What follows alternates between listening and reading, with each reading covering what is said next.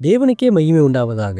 இந்த புதிய நாளிலும் கர்த்தர் உங்களுக்கு அருளும் ஆறுதலின் மன்னா. நீ தொலைத்த சந்தோஷம், சமாதானம் எதுவாக இருந்தாலும் கவலைப்படாதே. உன்னை தேடி வந்து இழந்தவை அனைத்தையும் மீட்டுத் தருவேன். லூக்கா 19:10. இழந்து போனதை தேடவும் ரட்சிக்கவுமே மனுஷகுமாரன் வந்திருக்கிறார் என்றார். கிறிஸ்துவுக்கு பிரியமானவர்களே, வாழ்க்கையில் பலவற்றை இழந்துவிட்டோம் என்று எண்ணி கலங்கி கொண்டிருக்கிறீர்களா? ஒருவேளை உங்கள் சுகம், பணம், உறவுகள் அல்லது மன நிம்மதியை நீங்கள் இழந்திருக்கலாம். சகேயு தன் வாழ்க்கையில் சமாதானத்தையும் நற்பெயரையும் இழந்திருந்தான். ஆனால் இயேசு அவனை தேடி வந்தபோது அவனது இழப்புகள் அனைத்தும் ஆசீர்வாதமாக மாறின. ஒரு மேய்ப்பன் தன் மந்தையில் காணாமல் போன ஒரே ஒரு ஆட்டை தேடி செல்வது போல ஆண்டவர் இன்றைக்கு உங்களை தேடி வந்திருக்கிறார். உலகம் உங்களை ஒதுக்கி வைத்திருக்கலாம், ஆனால் இயேசு உங்களை ஒருபோதும் கைவிட மாட்டார்.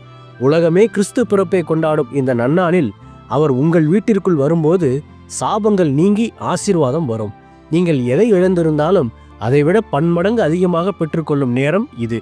உங்கள் மீட்பர் உயிரோடு இருக்கிறார். அவர் உங்கள் குறைவுகளை நிறைவாக்கி உங்களை உயர்த்துவார். ஆமேன். ஜெபிப்போம். என் அன்புள்ள பரிசுத்த பரலோக பிதாவே, இந்த புதிய நாளுக்காக உமக்கு ஸ்தோத்திரம்.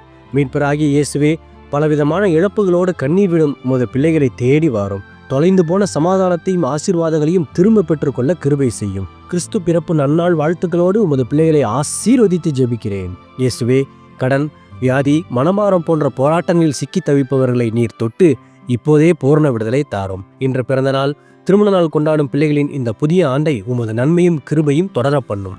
பிதாவே, இயேசுவின் வருகையில் நான் அவரோடு எடுத்துக்கொள்ளப்படும்படி என்னை தகுதிப்படுத்தும், தயார்படுத்தும். இயேசுவின் நாமத்தில் ஜெபிக்கிறேன், நீங்கள் நல்ல பிதாவே. ஆமேன்.